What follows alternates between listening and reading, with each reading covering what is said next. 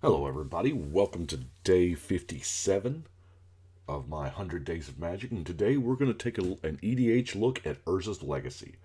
Urza's Legacy came out almost exactly 20 years ago, February of 1999. So these cards, pretty old. It was also the first set ever to have foils randomly inserted in the packs. 143 cards, 44 rares, 44 uncommons, 55 commons, and kind of added to the already busted Urza's Legacy format that was Combo Winter. Let's dive in and take a look. First, we got Karmic Guide. Now, Karmic Guide we still use to this day. It is a beautiful card. It fits all of the good reanimation things. It being a 2/2 and the Echo is more times a benefit than a drawback because you just don't pay for it, and it goes to the yard, and one reanimation spell nets you two creatures, this and another one. There's tons of uses for it, and beautiful art. By the way, this one in foil will take your breath away. Mom, Mother of Ruins. Man, what a simply powerful card. You don't realize that you got a very small window to kill this creature. I mean, if they untap with it, it's hard to do, short of a board wipe. Planar Collapse. This is the board wipe that, people don't. I mean, yeah, it's 20 years old, and that may be a contributing reason, but I will turn to this Joker just about every time I do it, and here's why. There's a concept called choke, and I learned heavy about it in the Lord of the Rings card game. If you can keep cards in your opponent's hands, if you can keep them from playing cards just by playing your own, you are at an advantage. So, if I turn to a planar collapse here, the table is going to think twice about playing creatures. Eventually, they will find their disposable creatures that they are willing to play and sacrifice just to get this out. Also, it's oh hey, there's a bunch of creatures on the board. Let's just slam it down now, and everybody gets really aggro for one turn around the table. Most of the time, it's a chew, but it's all good. Purify. Artifacts and enchantment. Now, it is hard for us in EDH to build a deck where this doesn't hurt us as well. But it's possible. And it's also possible that, yeah, it hurts us a little bit. It's going to net our soul ring. But in the right situation, this is better than a Wrath. Radiant Archangel. By the way, this very first set, the foils were harder to get than they are today. They started off insanely hard. I'm sure y'all have seen Rudy's box bust of this block, but the foils didn't happen then like they happen now. They started off, and this card right here, the foil multiplier on it is insane.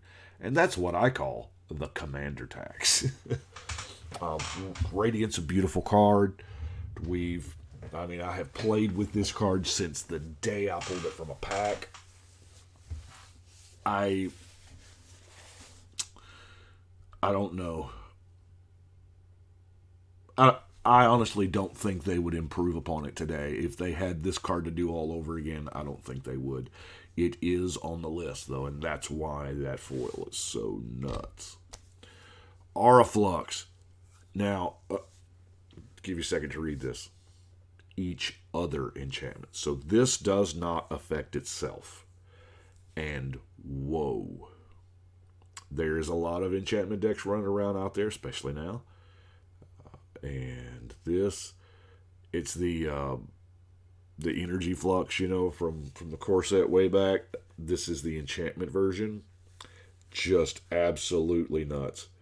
A lot of times there's just no way to pay for it all, and they just start sacking enchantments left and right. If you got things like mana short or the inability to untap things, that's pretty insane too. Cloud of Fairies was the cheapest one of the free cycle. Still really good. Just the free, It was not uncommon to chain those together. Delusions of Mediocrity is kind of a riff off of the Delusions of Grandeur from Ice Age. Now, granted, this doesn't have a kill itself clause like Grandeur did with the cumulative upkeep, and it's half as powerful, quite literally, at 10 life. But still another good thing to play and donate or play and Z-Drew out to somebody. Frantic Search is, it's so amazing. The 3-drop spell that is free, and card filtering, drawing 2 and discarding 2 for the free is really, really insane. It's hard for me to build a blue deck without Frantic Search. Well, I guess anymore it's not, since I've used them all. Levitation. Now, this is the first time we saw Levitation. That's why it's in here. It is a popularly overlooked card, but the ability to give your entire team flying is just... Can you imagine this in a Hydra deck? Eldrazi. I mean, they power curve a lot of these creatures so that they cost them because they don't, what they are. And the ability to just blanket give them flying. It's an underappreciated card. I try to use it whenever possible. The Big Daddy Palancrone. This is the card. This was what broke. I mean, I saw this and I had 4 of them and 4 sapphire medallions and stuffed copy artifacts for the sapphire medallion, and it was an infinite blue mana generation. I mean, you didn't even have to have all that. You just had to have some of it. Of course, you got the Academy and you're in there. But Palancrone is amazing. The foil for it is, I think, a house payment. So it's crazy. Rebuild. Now, I love that this is at instant speed. I've been kind of tinkering with an eggs variant of, have I built that yet? Have I published that? I don't know. I've got like 45 decks over here that are in partial stages of being built, so I'm not sure the ones that I've actually finished and the ones that I haven't, but this is another one of those bounce all artifacts back to my hand and cast all the 0 drops again, and 4, comes into play effects and whatnot. But it's also really good in a pinch at, oh, hey, you just cast Wheel of Fortune? Hey, let's bounce all them artifacts, dude. Everybody loses their artifacts. Snap, another 2 mana. It's free, and it's a boomerang. Well, it's not technically a boomerang, it just hits creatures. But it's still pretty good. Tinker. So good, it's banned in our format. And the reason why is turn 1 Blightsteel Colossus is not something that we want to deal with. And Tinker Soul Ring made that possible. Yeah, so good, though. It's good. Good picture of Jorah, too. Bone Shredder. Here again, this is one of those cards where they threw the Echo on it to try to... Well, obviously this was the Echo set, or the Echo block, but they casted it that way because Echo was supposed to be the drawback, and over time, Echo has become not a drawback, but an upside. Yeah, it dies. Great. It's gonna die and come back later, and it's got a 1 power, so it works with all those shenanigans. Brink of Madness. If you got no cards in hand, now they're just somebody else. Fair's fair, right? Engineered Play. If you are an elf player, that you just got chills. It's like somebody walked over your grave. Because yeah. Now, obviously, goblins and merfolk don't like it either. Kithkin, whatever. There's a lot of one toughness tribes out there that are just mean. No mercy. If it hurts you, it dies. Successfully deals damage. It didn't say combat damage, so if that sharpshooter plinks you, it's dead too. Yeah. No mercy. Really fun. Now, I've got the reclamation in here because it's good, reusable. I mean, 1 mana to cast, nothing. 2 mana and 2 life to activate. It's not nothing, but it's practically. But returning the creature card from your graveyard to your hand, this is, getting that reusability over and over and over out of whatever we want to, because we play with essentially the largest pool in Magic. Each of your opponents 1 life and you gain 1 life. Now, this is okay. I don't think it's worth 5 mana, but it is one of those just slow incremental grind things. Now, after a while, everybody gets tired of taking that 1, and it scales up nicely with the size of the game, but it does tend to, after people don't think about 1 life. It doesn't. Unearth. Yeah, I can't tell you how many times I've unearthed the Bone Shredder. Or, yeah, it's so good at 1 mana. It has cycling for, this is, I think, maybe one of the cards that you're like, it has cycling? I don't think I've ever cycled an Unearth. I have cast this Joker every time. Because if I'm running Unearth, I'm running targets for it. Avalanche Riders. This was the first invitational card. Years ago, there was a tournament series once a year called the Duelist Invitational. The Duelist was a magazine. And it was 16 players held in random locales around the world. It was kind of Morrow's early baby. And the top prize was you got to design a Magic card, and they put you in the art. Now, they put you as you were when you won the tournament in the art.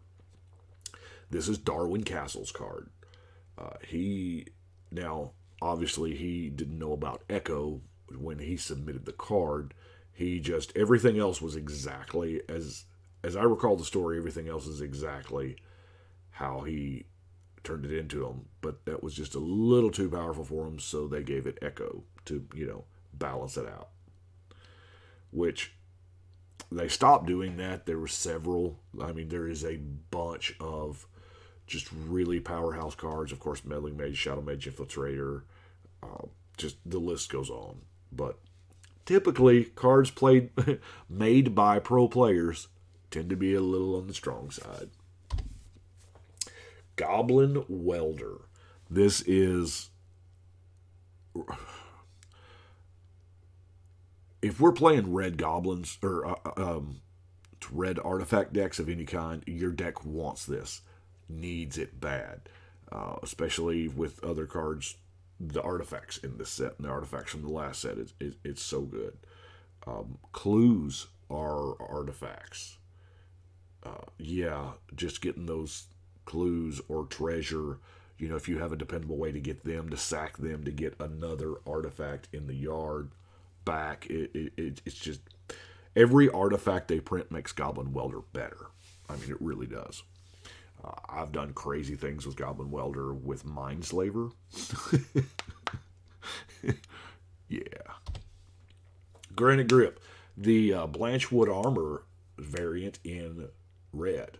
Now, it's very red in the fact that it only gives the +1/+0, but it's still really good. A non-zero amount of times I have slapped this on a Ball Lightning or a Commander.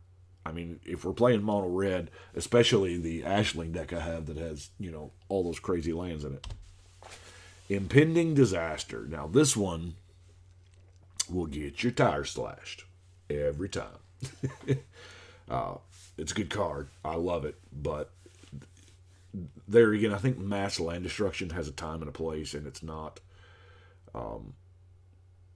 I believe telegraphing it on turn 2 is not the time or the place, because that's not enough time to get you ahead of everybody else in board state, and it is early enough game to where you paint yourself as the archenemy. So you don't want to do it on turn 2. And if you do it on, turn 12 or 50, then you're painting yourself as the archenemy. Impending Disaster. Yeah, this one just screams, kill me now. Rack and Ruin. We love us some value cards, some 1 for 2s, or 1 for minis. And Rack and Ruin was one of the first cards to do it. Yeah, we have kind of better versions now, but at instant speed, popping 2 artifacts is never a bad thing. Nothing I can say. Total defense of the heart. Sorry, I had to do that. If they got 3 or more creatures, which happens a lot in our format, oh my gosh, it does. You can search your library for 2 creature cards and smack them into play. What? Yeah, that's really stinking powerful. At 1 green mana, it's very, very splashable, and if you can produce any kind of green, you're in there. And I'm just gonna go get my 2 best dudes, or 2. I like to use it in like a toolboxy style deck where I had a lot of comes into play triggers for on my creatures. So, I can solve this problem and this problem, and then 3 creatures, that's nothing. Somebody's probably got 3 creatures by the time you cast this card. Ooh, Deranged Hermit. There was a deck called Squirrel Prison. You had Deranged Hermit, and you had what was that last set? Was it last set or this set? Opposition. Tap a creature to tap something. Man, what are you talking about? You just lock somebody down with those 2 cards and just beat them in with, yeah. Squirrels were good. I love squirrels. They're very flavorful. It's a personal favorite of Mark Rosewater's. However, he lost the fight somewhere along the way where they said squirrels were not serious enough for Black Border Magic, and now they are relegated to Silver Border. Which, if you've ever played Odyssey Block, we'll get there, but if you've ever played Odyssey Block Squirrels, I mean, that's some serious business right there, y'all. Multani Morrow Sorcerer. I think I built Multani not too long ago, so that deck video should be not too far down. Well, I don't know. The list has gotten pretty long since I'm doing a video a day. But total number of cards in all players' hands, I swear to you, I think this card was made for EDH before EDH ever existed. I'll pay 6 mana, and BT Dubs, he's got Shroud. What? Yeah. Rancor. We learned as Magic players very early on that creature enchantments, they kept making them and they wanted them to be viable, but we learned very early that you get blown out so much by playing them. You get 2 for 1. I mean, if somebody's got a, back then, terror or terror-like card, you just lost 2 cards for 1. So they were like, okay, we'll make Rancor. That way you get it back when it dies. But here's the thing. You can still get 2 for 1 with a Rancor, or if you see someone casting a Rancor, you have a small amount of time to get rid of it. You kill the creature they are targeting before Rancor gets on it. That way, Rancor has no target, and it is therefore countered due to not having a target. But outside of that, Rancor, amazing.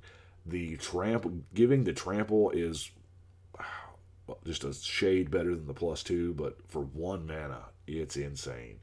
Enchantress decks love it. beatdown decks love it. I mean, beautiful card. Repopulate. Yeah, that's right. Here again, I don't think I've ever cycled this if I've put it in there. I repopulate a lot in elf style decks because I love fitting elves with a skull clamp and they just die a lot, and I use them to draw cards and just and I repopulate my deck. Yeah, there are other broken uses for it too. And why ferrets? That's what I love about some of the old R's. It's like, huh? Ferrets. Crawl space. Now, the wording on this is very, very cute. No more than 2 creatures can attack you each combat, which in our format, a lot of times, a lot of games devolve into battle cruiser magic, and just one creature is what's swinging anyway. They're, suiting up their commander and sending it at you.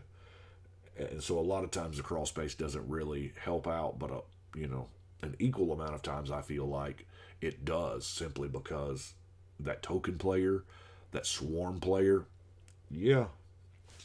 But get this, you can attack anybody else with all you want to, just not me. Defense grid. This was one of the early we hate blue cards. No counter magic here. It's not quite as good as the City of Solitude, but it is 2 colorless mana. And it's not exactly City, but it's similar enough where it's kind of played in the same deck, or the same deck kind of wants it. Grim Monolith. I'm sorry, my heart hurts a little bit.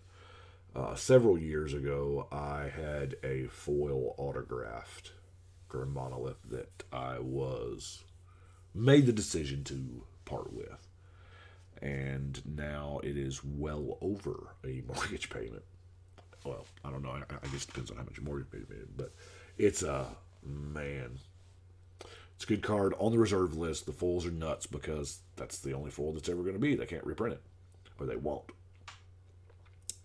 And, of course, Voltaic Key makes it nuts. I hate to keep throwing back at Seedborn Muse, but that's kind of a reason why Seedborn Muse is so crazy, is because it untaps stuff like this. Stuff like that just does not want, you're not supposed to untap, Untap all permanents you control. Oh, my God. But Grim Monolith is,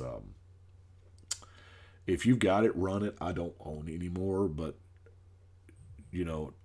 living the dream is, of course, turn 1, land soaring monolith, go. Well, yeah, you're just so far ahead.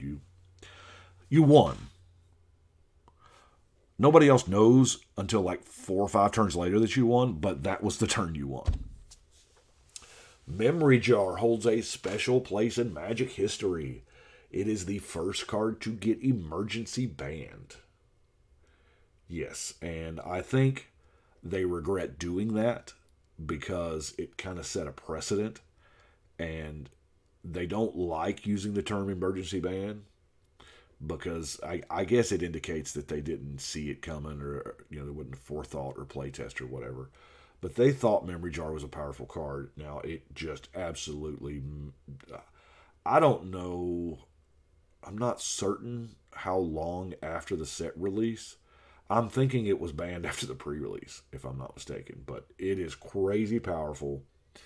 You build your deck where it's straight one-sided, and it just, super powerful card. Everyone owns in a deck.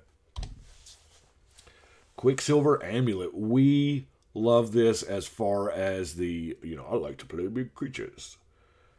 And, of course, we all went through that phase, and I don't think I ever really got out of it. But 4 to cast, 4 to use, and you're just dropping a fat creature every turn. So, Thran Lands. Yeah, nice protection you got there. All permanents are colorless. This is, it shuts down protection from color, obviously. But it does a few other things too. Now, they have to be on the board to be colorless. Cards in your hand and deck are still, have their color. But as soon as they hit the board, lose that color. There's a Cycle of Manlands. I only got this one because I think alphabetically it was the first one, but they were all really good. Fairy Conclave was, of course, the only one that fly. They were in flavor of the colors they had, or they were in, That is it for Urza's Legacy. That's what I've got. As I said, I don't. We didn't go through all 143 cards, just the ones that, I don't know, personal preference, I guess. But I do appreciate y'all watching. I hope you're enjoying the series. I think I'm going to keep doing this for a while because the response has been pretty good. If y'all want to see me do something else in the 100 days or whatever, y'all know I always got an ear open. So I appreciate y'all watching, and we will see y'all tomorrow.